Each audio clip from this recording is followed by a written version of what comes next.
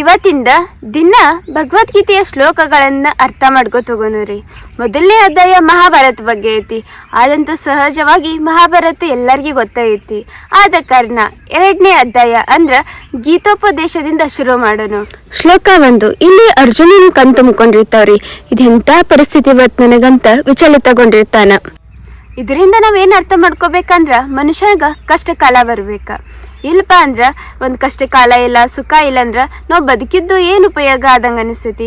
ಈಗ ಮನುಷ್ಯ ಒಂದು ಕಷ್ಟ ಕಾಲ ಬರ್ತಂದ್ರ ಅದ್ರ ನೆಕ್ಸ್ಟ್ ಸುಖ ಕಾಲ ಬರ್ತೈತಿ, ಮತ್ತು ಕಷ್ಟ ಕಾಲ ಬರ್ತೈತಿ ಎದುರಿಸ್ಕೊಂಡು ಮತ್ತು ಸುಖ ಕಾಲ ಬರ್ತೈತಿ. ಇದರಿಂದ ನಾವು ಜೀವನ ಮುಂದೆ ಸಾಗಿಸ್ಕೊತ ಹೋಗ್ಬೇಕ.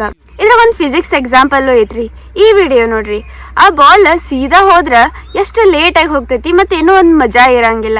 ಅದಾವಲ್ ಕೆಳಗ ಮೇಲೆ ಮಾಡ್ಕೊತ ಹೋದ್ರ ಜೀವನ ಮುಂದೆ ಜಲ್ದಿ ಸಾಕ್ತೈತಿ, ಮತ್ತು ಏನೋ ಅನುಭವ ಸಿಗ್ತೈತಿ. ನಾಳೆ ವಿಡಿಯೋದಾಗ ಶ್ರೀಕೃಷ್ಣ ಈ ಕಷ್ಟದ ಕಾಲ